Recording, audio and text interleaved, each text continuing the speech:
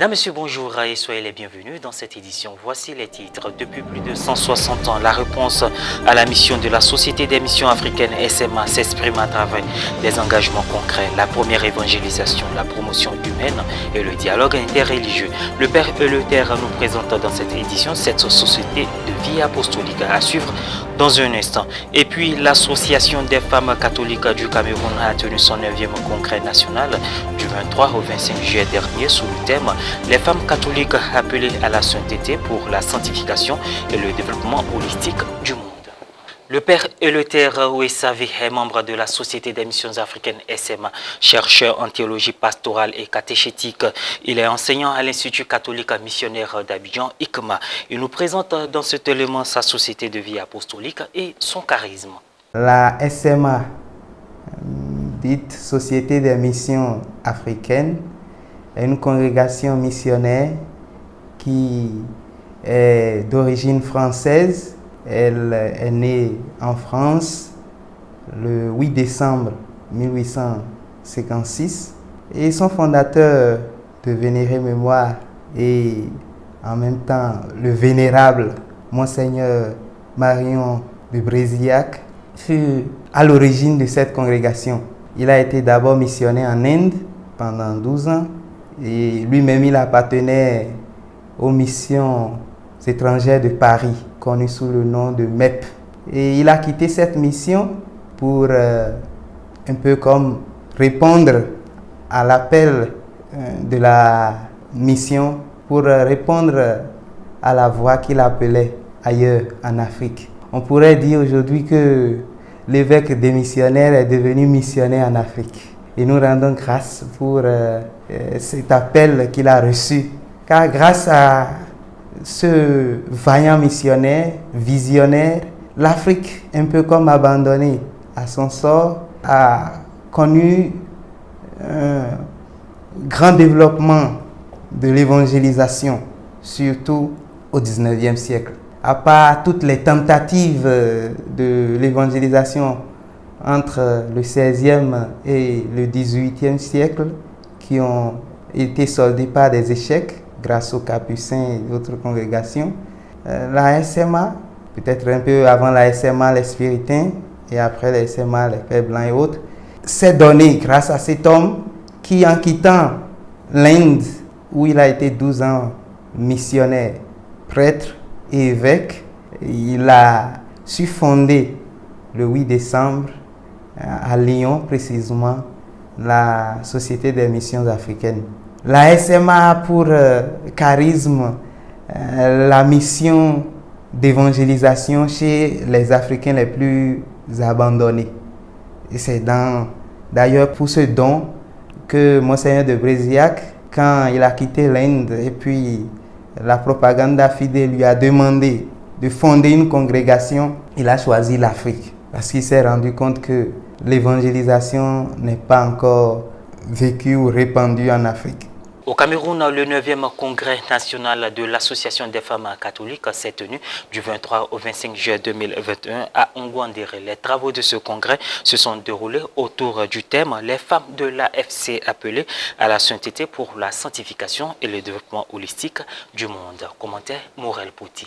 Le 9e congrès national de l'Association des femmes catholiques du Cameroun, qui s'est déroulé du 23 au 25 juillet 2021 dans le diocèse de Ngaoundéré, région de l'Adamaoua, a rassemblé plus de 500 femmes membres de cette association chrétienne catholique au Cameroun. Au cours de la messe de clôture du dimanche 25 juillet 2021 en la cathédrale Notre-Dame des Apôtres de Ngaoundéré, les femmes catholiques du Cameroun ont pris la résolution solennelle de semer la bonne graine de l'amour mutuel, de transmettre au monde les paroles de vie éternelle et d'accomplir les œuvres de miséricorde. Rassemblées autour des évêques de la province ecclésiastique de Garoua, les femmes catholiques du Cameroun ont fait un bilan trinal de leur association. L'accent a été mis sur la vie de foi des membres, la méditation quotidienne de la parole de Dieu et l'élection d'un nouveau bureau national.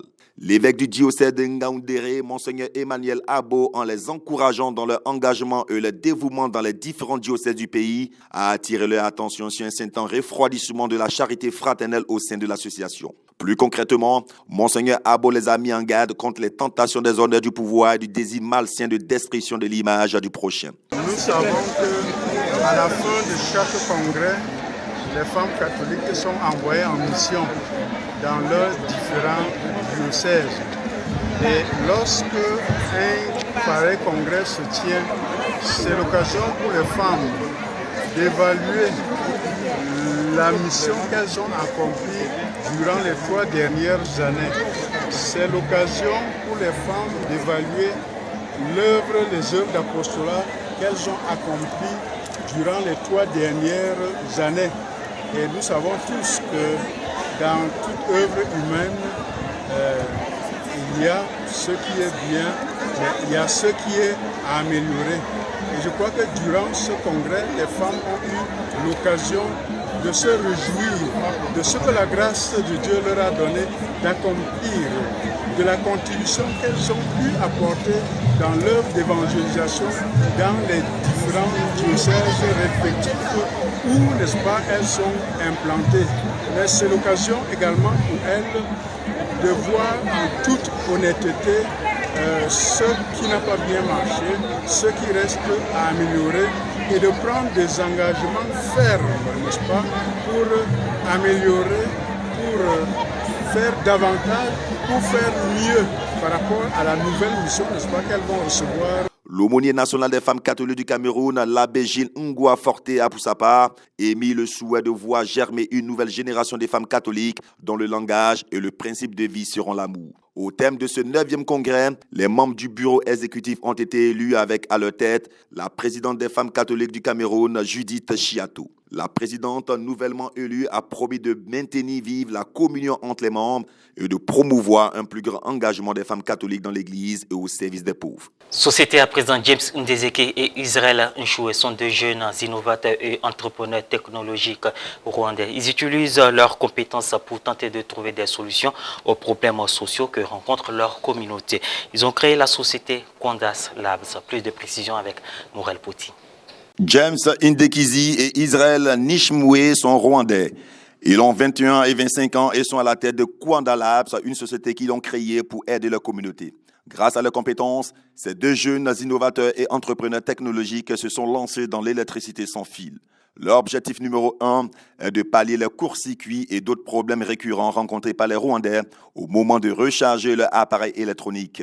Ils veulent aussi que leur action permette de limiter l'importation des technologies étrangères et de promouvoir celles made in Rwanda. Kwandas Labs a été fondé en 2018 avec l'objectif et le but de résoudre les problèmes sociaux grâce à la technologie rwandaise. Au lieu de faire venir de la technologie de l'extérieur du pays, nous recherchons à fabriquer la nôtre. Nous n'avons donc pas besoin d'aller chercher de la technologie à l'étranger. Nous fournissons des appareils électroménagers pour alimenter les appareils électroniques sans fil. Pour ce faire, nous nous servons d'une table ou d'autres biens domestiques auxquels nous intégrons cette technologie. Nous fabriquons un dispositif pour un émetteur et un récepteur.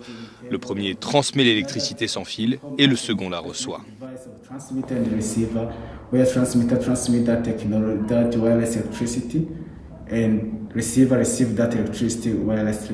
La transmission d'énergie sans fil utilise un champ électromagnétique entre deux objets. Le fondateur de Kwandas Labs assure que les chargeurs sans fil fournissent plus facilement et plus rapidement de l'électricité et que le concept est bien plus abordable. James Ndekisi encourage les autres jeunes à entrer dans la dynamique et à mettre leurs qualités et compétences au service de leur communauté. Ne restez pas assis sans rien faire. Faites le premier pas. Examinez les problèmes de la société et essayez de les relier à votre passion, à votre talent et à vos rêves. Car j'espère que tout le monde a un rêve et que chaque rêve est la solution à un problème. Kwandas Labs s'est développé et possède actuellement plusieurs succursales dans différents banlieues de Kigali. Les chargeurs sans fil sont vendus moins de $7 et les émetteurs $5. Pour un récepteur, il faut compter moins de $2. Tous les mois, la société enregistre près d'une 60aine de clients. C'est tout pour l'essentiel de ce point d'information. Merci de l'avoir suivi. Portez-vous bien.